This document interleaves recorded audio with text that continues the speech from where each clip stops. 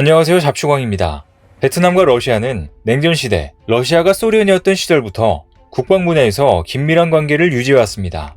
베트남 전쟁 당시 소련 정부가 북베트남을 지원한 것을 계기로 베트남의 대형 군사 장비는 대부분 러시아산이었습니다. 그런데 최근 베트남과 러시아 사이에 미묘한 변화가 감지되고 있습니다. 베트남이 최근 미국 방위산업체들과 무기 계약을 논의하는 등 그동안 무기 공급의 대부분을 의존해왔던 러시아를 손절하려는 움직임을 보인 것인데요. 로이터 통신은 최근 로키드 마틴, 보잉, 레이시온, 텍스트로 등 미국의 대표적인 방위산업 업체들이 베트남과 헬기와 드론 등 군사장비 도입에 대한 논의에 들어갔다고 보도했습니다. 미국과 베트남은 과거 총부리를 겨루고 싸웠던 사이지만 올해 두 나라는 베트남 국방부가 주최하는 2022 베트남 국제방위산업 박람회를 계기로 비즈니스 테이블에 마주 앉았습니다. 이 자리에서 미국 방산업체들은 다양한 군사장비를 베트남에 제안했고 그 중에는 내부 보안을 위한 헬기나 드론, 레이더 시스템, 그리고 공중과 바다 및 우주를 감시하는 시스템 등 비살상 장비들이 포함되어 있었습니다. 실제로 이미 미국은 베트남에 해밀턴급 커터를 이전한 바 있습니다. 또한 T6 훈련기 2대를 이전했으며 미 보잉사의 정찰용 드론도 베트남에게 제공하기로 약속한 바 있습니다. 시계를 돌려 딱 1년 전인 2021년 11월까지만 해도 푸틴 러시아 대통령이 모스크바에서 응웬 수원푹 베트남 국가주석과 만나 우위를 다짐했을 정도로 러시아와 베트남은 가까운 사이였습니다. 하지만 우크라이나 전쟁 이후 상황은 급변했습니다. 전 세계가 러시아에 대한 전방위적인 압박을 가하자 베트남은 수입 무기의 70% 이상을 러시아에 의존해왔던 기존의 전략에서 탈피해 서둘러 무기 수입국 다변화에 나서고 있는 것입니다. 하지만 베트남과 미국의 무기 거래는 몇 가지 제약이 있습니다. 첫째, 베트남이 사들이기에 미국산 무기들은 가격이 만만치 않습니다. 결국 미국산 무기보다 가성비 좋은 다른 판매처를 알아보는 것이 베트남에게 좋은 대안입니다. 둘째, 우크라이나전이 장기화되면서 우크라이나에 무기를 보내야 하는 미국은 지금 재고가 넉넉하지 않습니다. 셋째, 베트남 내 인권 문제가 미국의 무기 수출 허가에 영향을 미칠 수 있으며 무엇보다 미국이 베트남에 무기를 수출하려면 중국과의 관계도 고려해야 합니다. 민감한 첨단 기술이 베트남을 통해 중국으로 유출될 가능성도 염두해야 하기 때문입니다. 이처럼 베트남이 미국산 무기를 갖기 위해서는 만만치 않은 장애물들이 놓여 있는데요. 최근 벌어지고 있는 태국의 사례를 봐도 알 수 있습니다. 지난달 태국 정부는 미국 측에 최신의 스텔스 전투기인 F-35 구매 입찰을 신청했지만 미국 측은 무반응으로 일관하고 있습니다.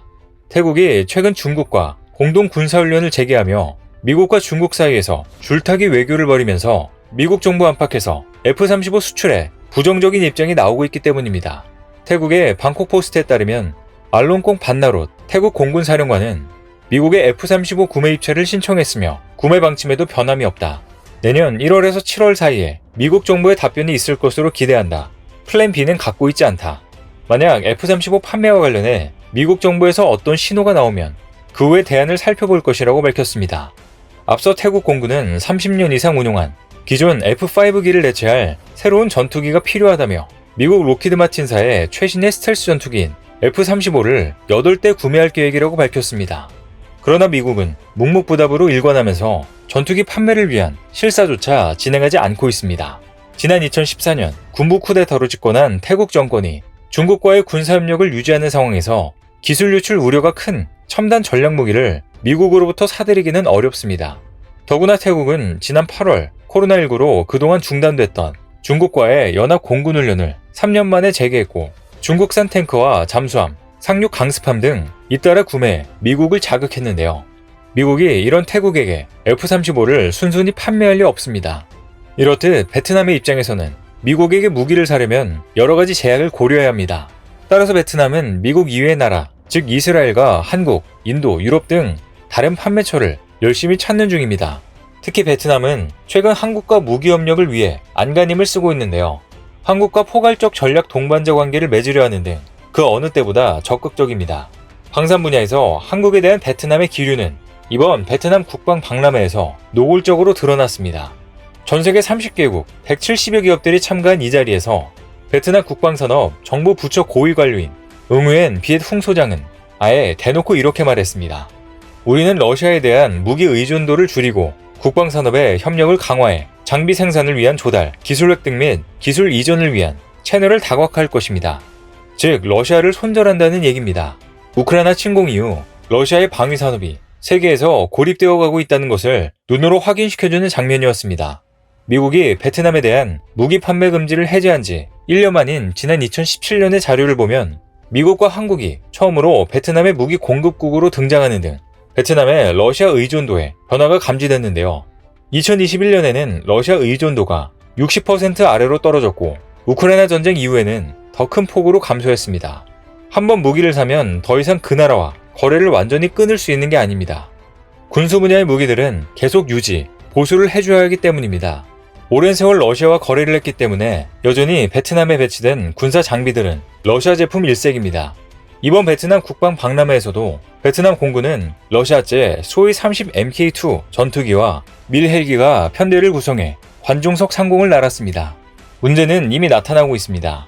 베트남에서 무기 신규 구매는 하지 않더라도 이전에 들여온 러시아산 무기의 유지 및 보수 문제와 그로 인한 군사 훈련의 어려움이 나타나기 시작한 것입니다. 프랑스 국제관계전략연구소의 베누아 드 트레골로드 연구 책임자는 이렇게 분석했습니다. 현재 베트남은 러시아로부터 샀던 각종 군수 장비들의 유지 보수와 애프터 서비스, 그리고 부품을 배송받는 것이 매우 비싸졌다. 베트남이 무기 수입 다각화를 적극적으로 나서게 된 배경에는 이렇게 러시아가 제때 유지 보수 및 부품 배송을 못해주고 있는 등 불편이 나타나고 있기 때문이다.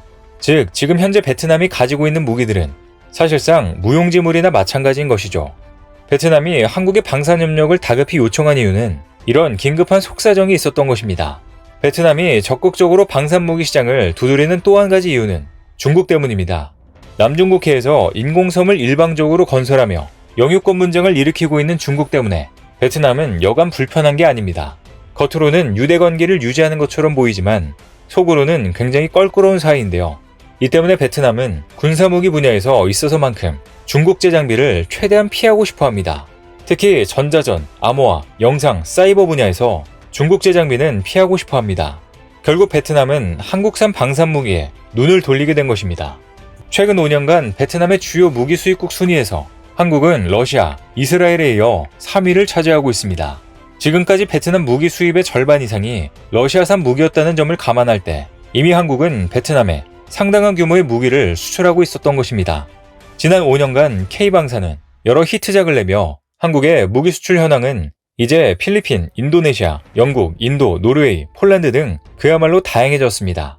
베트남으로서 양질의 무기를 신속하고 정확하게 공급해줄 수 있는 한국과 손잡는 게 어느 뭐보다 이득입니다. 그런데 베트남의 정식 국호는 베트남 사회주의 공화국입니다. 베트남은 북한, 라오스, 중국, 쿠바와 함께 여전히 사회주의와 공산주의에 입각한 정치체제를 유지하고 있는 국가입니다. 그럼에도 베트남은 최근 한국과 포괄적 전략 동반자 관계를 구축하기로 하고 구체적인 조율에 들어갔습니다.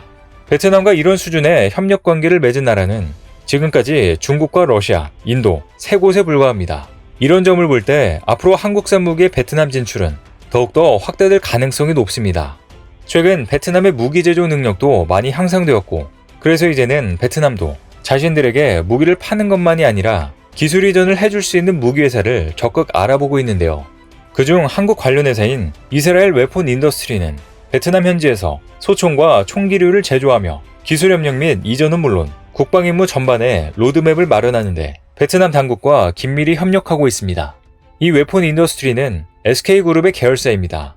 한국은 이번 베트남 방산 박람회에도 그린 옵틱스 비나와 엑스빔 등이 참여해 뛰어난 방산 제품을 선보였는데요. 폴란드가 K방산의 유럽 허브가 되어가고 있는 것처럼 러시아제 무기 의존도를 줄이는 베트남이 제2의 폴란드가 될 수 있을 것인지 한국과 베트남의 방산 협력에 대한 기대가 커지고 있습니다. 오늘 준비한 소식은 여기까지입니다. 댓글을 통한 여러분들의 많은 의견 기다리겠습니다. 시청해주셔서 감사합니다.